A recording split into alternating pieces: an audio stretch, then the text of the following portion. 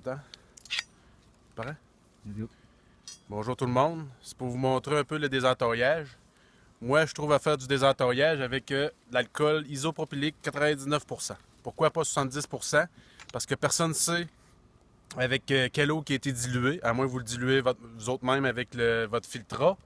Moi, j'aime mieux 99% parce qu'on est sûr et certain que tout est désinfecté.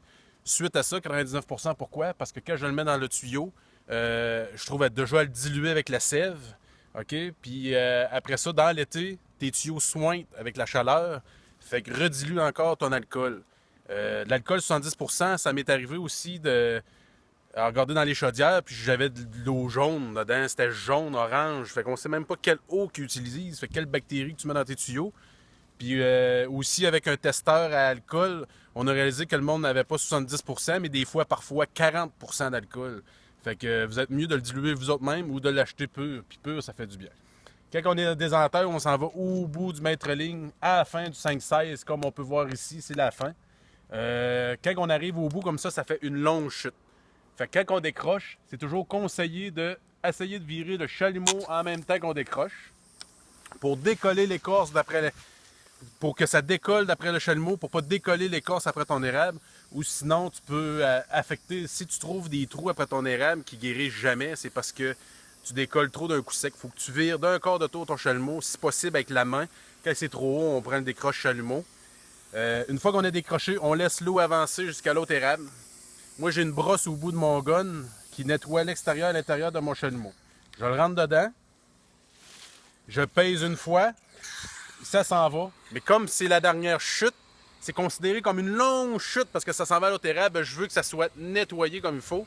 Fait que je donne 2 coups de 15 ml dans mon chalumeau pour être certain que mon alcool s'en aille comme il faut à l'extérieur.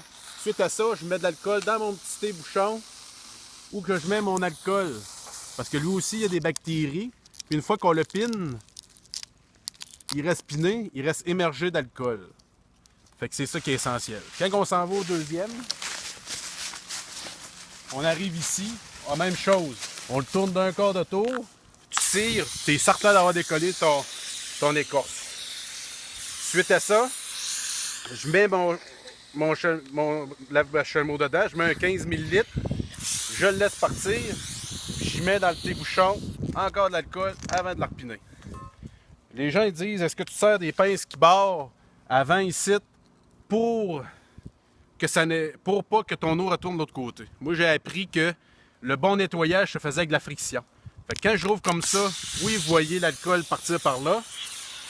Reste tes yeux là-dessus. Je mets de l'alcool dans ma chute. Quand j'enlève la brosse, oui, ça s'en va par là. Mais regardez bien le tube quand je repine. Ça s'en vient tout, puis ça repasse tout comme il faut de l'autre côté. Fait qu'avec de la friction, tu trouves à bien nettoyer les tubes. Quand tu mets une pince qui barre, pour que ça s'en aille toujours d'un sens, t'as pas de friction, puis si t'as pas mis 2 shots à ta dernière chute, t'as pas d'alcool qui s'est rendu dans sa partie-là avant l'arbre. Moi, je trouve l'efficacité, moi je fais ça, puis mes clients trouvent toujours qu'il n'y a jamais de cochonnerie, puis rien reste, tous les tubes restent nœuds. Ça fait plus qu'1 an là, que je les entaille. Ça va avec l'expérience. Moi, je trouve qu'avec la friction, j'ai de meilleurs résultats. Merci de m'avoir écouté.